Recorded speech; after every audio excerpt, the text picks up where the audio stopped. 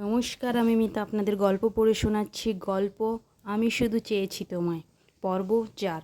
40 তলা এক বিল্ডিংয়ের সামনে গাড়ি থামতেই ওর পিয়ে এগিয়ে এসে গাড়ির দরজা খুলে দিল। মানুষটি গাড়ি থেকে নেমে এসে দ্রুত পায়ে বিল্ডিংয়ের দিকে এগিয়ে গেল এবং তার পিছু পিছু তার পিয়েও গেল। চলন্ত অবস্থায় বলতে লাগলো, কাজ কত দূর? পিয়ে শ্রাবণ জবাব দিল, লোক লাগিয়ে দিয়েছি, সন্ধ্যের মধ্যে আশা করি কাজ হয়ে যাবে। আশা নয় শ্রাবণ, কনফার্ম হওয়া চাই। প্রয়োজন হলে আরও লোক লাগাও, আরও টাকা খরচা করো, কিন্তু আমার সলিড এভিডেন্স চাই। বলেই অফিস রুমে চলে গেল। এতক্ষণ ধরে আপনারা যার বর্ণনা শুনছিলেন সে আর কেউ নয়, আমাদের গল্পের নায়ক রাজদীপ চক্রবর্তী। বিগত 15 বছর ধরে ক্যালিফোর্নিয়ায় বাস করছে। লেখাপড়ার পাশাপাশি নিজের মেধা ও পরিশ্রমকে কাজে লাগিয়ে আমেরিকার 10 জন বড় বিজনেসম্যানদের মধ্যে একজন হয়ে উঠেছে, যার ক্ষমতা ও নির্দয়তার সামনে বড় বড় মাফিয়াও মাথা নত করতে বাধ্য হয়। যার দুর্বলতা কি আজ পর্যন্ত কেউ বলতে পারবে না। আদৌ কি আছে এমন পাষাণ মানবের দুর্বলতম কোনো জায়গা? নিজের অফিস রুমে একের পর এক ফাইল চেক করছে। কানে এসির আওয়াজ ছাড়া আর কোনো আওয়াজ শোনা যাচ্ছে না। হঠাৎ করে দরজা খোলার আওয়াজ হলো।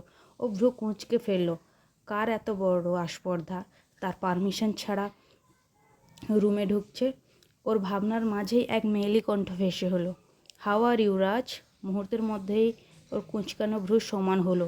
মেয়েটি এসে একে জড়িয়ে ধরতে চাইল, কিন্তু তার আগেই রাজ তাকে থামিয়ে দিয়ে বলল, তুমি এখানে কি করছো জেসি, ওরফে জেসমিন? তোমাকে না কতবার বলেছি এভাবে হুট করে আমার রুমে আসবে না, আমি পছন্দ করি না। ও কাম অন রাজ, ভবিষ্যতে আমি এখানকার মালকিন হব, তাই আমি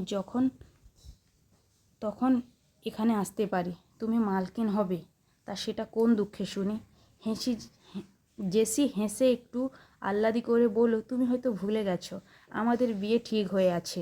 আঙ্কেল নিজে কথা দিয়েছেন আমাকে তোমার বউ করবেন বলে। সেটা বাবা কথা দিয়েছেন, আমি না, তাই স্বপ্ন দেখা বন্ধ করো, তাতে তোমার লাভ। আগে থেকেই আমার মতো একজন বড় টাকাওয়ালাকে পটাতে পারবে।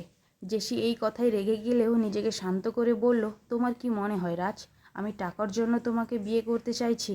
রাজ কিছু বলল না। ও জানে জেসি কী কারণে ওর পেছনে লেগে আছে। জেসি আবার বলতে শুরু করলো, তুমি কেন বুঝতে পারছো না রাজ, আমি তোমাকে ভালোবাসি। আমার ভালোবাসা কি তোমার কাছে এত সস্তা মনে হয়? বলেই ওর হাতটা ধরতে নিল, কিন্তু রাজ তার আগেই হাতটা সরিয়ে ফেলল।